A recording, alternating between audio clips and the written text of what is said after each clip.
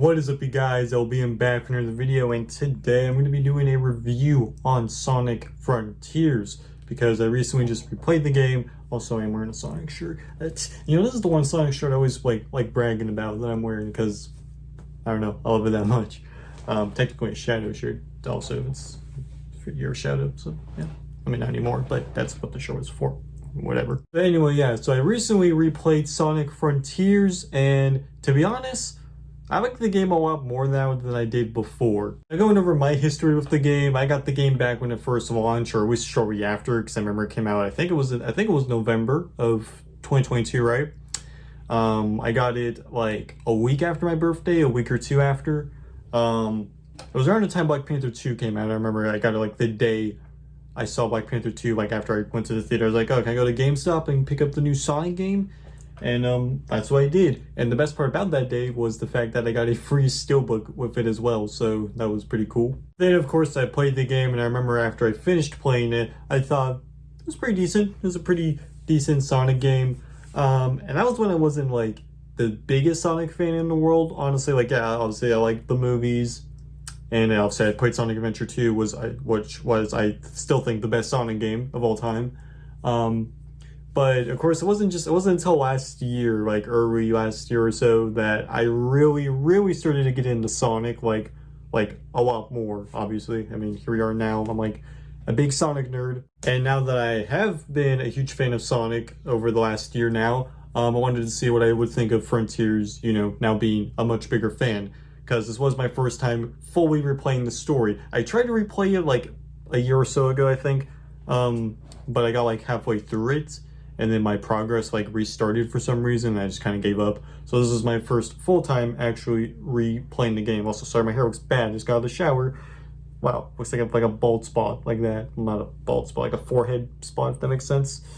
I don't know. But now, after having replayed the game, I do like the game a lot more now than I did before. Now, it still does have its issues, which I will be getting into, but going over the stuff I like, obviously, I really do enjoy the free roaming in this game. I think it's quite a bit of fun, just running around as Sonic and a bunch of different islands. I think it's a lot of fun. Honestly, my two favorite islands is Rhea Island, even though there's not really anything to do there. The island's only for like one part of the main story. But I think it's definitely like the most like fun to like just run around in, because again, there's not really anything to do. But if you just want to like run around, then I think that one's pretty fun. And then I do love the first island, Kronos Island. That's the one I like playing the most after like the main story is completed, and I just like want to run around in, aside from the one I just brought up. So I love Kronos Island, and I love Rhea Island. Ares Island and the last island, which I'm not going to try to pronounce the name because I already forgot how to somehow, are also pretty good islands. I will say I'm not a big fan of Chaos Island personally, just because I don't know why, that island just really annoyed me. I remember the first time, and it annoyed me again replaying it, because it's like specifically like in the main story, when you're having to like go to certain emeralds and having to go to certain spots to talk to Tails. It would be so annoying having to try to find your way there, because there'd be like multiple different islands. You just have to try to find your way to it. Hell, I think there were some parts where I just like got there in ways that you shouldn't be able to, if that makes sense. Like, like not the proper way. So Chaos Island was definitely my least favorite, honestly. Wasn't a big fan of that one, but the other ones I thought were all either good or great. I really like the skill tree in this game. I think all the skill points for Sonic all are very good, and they're especially fun to use when, he's fighting, like, we spin around, when he like, is in the air and is throwing like the lightning. I think that's pretty cool. And also, just going back to the islands, forgot to mention, as far as the stuff you do get to do on the islands, because I brought up how the one island, there's like nothing to do. But as far as the other islands, there is stuff to do, and it's pretty fun, of course. Like, you get to do challenges, you get to collect stuff. Again, obviously fight enemies. So I think they did a good job of making most of the islands just fun to, like, not just run around in, but actually do stuff in. So yeah. Now, going over the main story, I really enjoy the main story in this game. I think it's pretty well done. Of course, Sonic himself is much older, you can tell. Of course, by his voice, it's much deeper. So you can tell this is a much older Sonic, and I really enjoy Sonic's character arc in this game. I think all the other characters were great too. I think Tails, Knuckles, and Amy were all very good. Eggman was pretty funny. And of course, we had our new character, Sage, who I really enjoy in this game. I thought she was a good introduction character. I really enjoyed her here, and kind of the, just like the, what's the word, like how she, views Sonic as kind of a threat at first, like, just not taking him seriously, and then as the story progresses, she sees the good in Sonic, and starts believing in him more, and disagrees with like Eggman hating him. I really like their dynamic, and of course I love the Sages and Eggman's dynamic with each other, having like a daughter-father dynamic. I thought that was pretty well done. And this game can just have a lot of great interactions with the characters. Like obviously as you're playing through Sonic, as you're going from Iwin to Iwin, like the first time with Amy, the second with Knuckles, and the third with Tails, you get to interact with them a lot. And I think all the cutscenes with them were really good, especially like the emotional ones, because there are emotional ones in here. And yeah, they were indeed emotional. They were handled very well. And, everyone talking about how they're all gonna like go do their own thing. It's like damn, I don't want to see you all go, I want to see you all together, but so I think all the interactions with all the characters were great, and just the emotions that were throughout the story were really good. Like I know people are gonna say, oh, it's a Sonic game, who cares about emotion? Well, I do. I care about these characters and their stories and the emotion behind it. So as a Sonic fan, I care, just how I'm sure people would care if, say, I don't know, a Mario game had like that kind of emotion. Granted, Mario doesn't have like much like dialogue in any of the games, but still. The ending, especially where Sage dies, or supposedly dies, and you just see Eggman there, just like obviously sad that she died. That was really sad. You actually feel bad for Eggman because you could tell he did care for her. So just like, that last shot of Eggman just staring up to the sky as Sage is gone was sad. It really was. And then, of course, you have the boss fights, which are easily some of the best boss fights I have seen in any Sonic game. Like, they are up there with Sonic Adventure 2's final boss, as far as my favorites, Of course, the first boss fight with Giganto was so much fun. Like, I feel like that was honestly the most fun for me because, that's when you first turn into Super Sonic, and it was just so fun playing as Super Sonic, fighting him. And then, of course, the boss fights that followed and the other islands were even more fun to play as it got a little more harder, and obviously as you're progressing you're increasing your skills, so it gets more fun. I will say the Titan boss fight at the end is a little too easy. Like it's much easier than, it's probably the easiest boss fight in the game, honestly, which is kind of disappointing.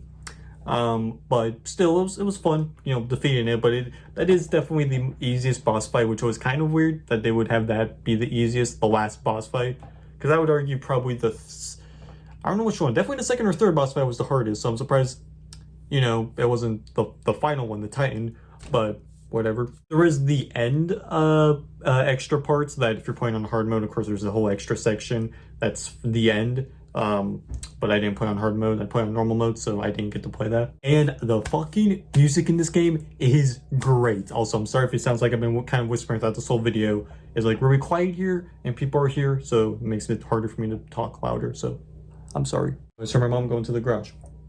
The music is great.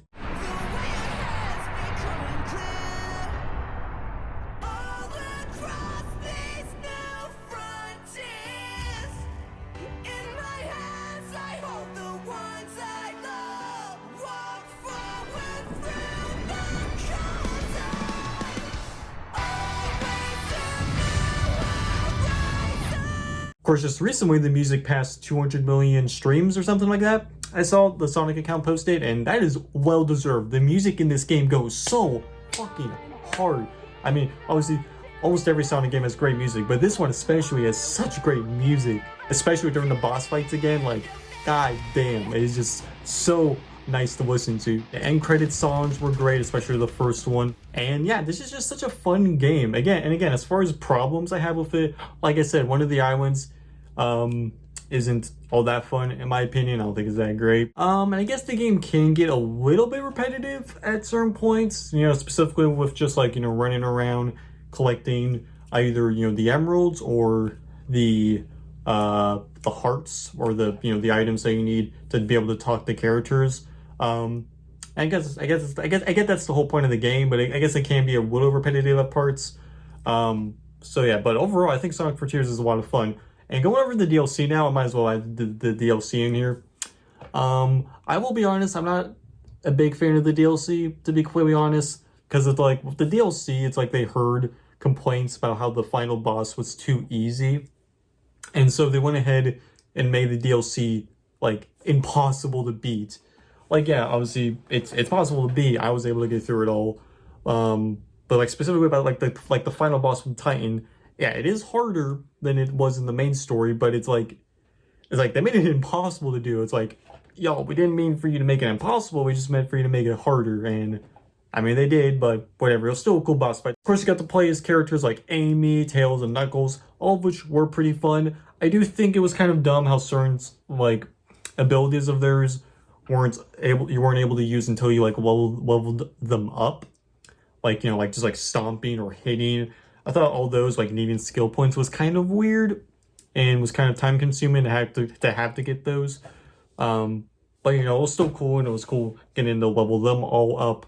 I also do wish that after you completed the final boss, that when you would switch to the other characters, they would stop being like their hologram selves when you play them and would go to like their actual selves and not like the hologram looking ones.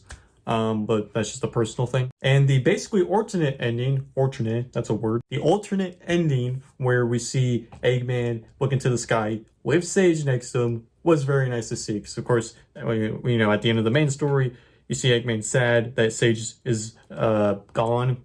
But then this one, she lives, and it's just really nice to see Eggman and Sage together, and Eggman telling her let's go home, and she calls him father, you know, because again, they have the father-daughter dynamic.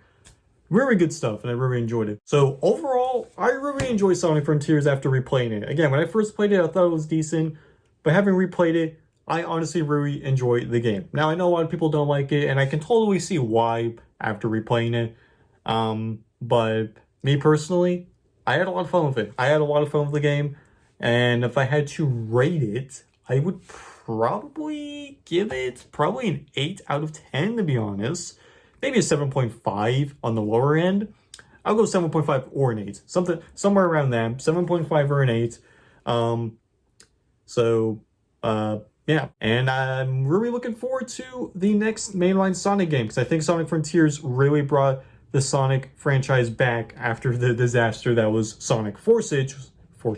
Why can't I talk? Sonic Forces, which was not a very good game, of course. In fact, it was a bad game. Let me know if y'all want me to see a review on that. If y'all want me to see a review.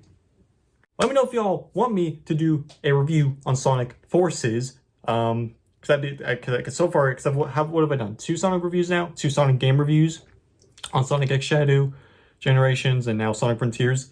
So that would be my first like negative review on a Sonic game. So let me know if y'all want to see that. But yeah, I think that's gonna do it. What do you guys think of Sonic Frontiers? Do you guys like the game? Do you guys not like it? Let me know in the comments. I would love to know your thoughts. And thank you all for watching, and I will see you all in the next video.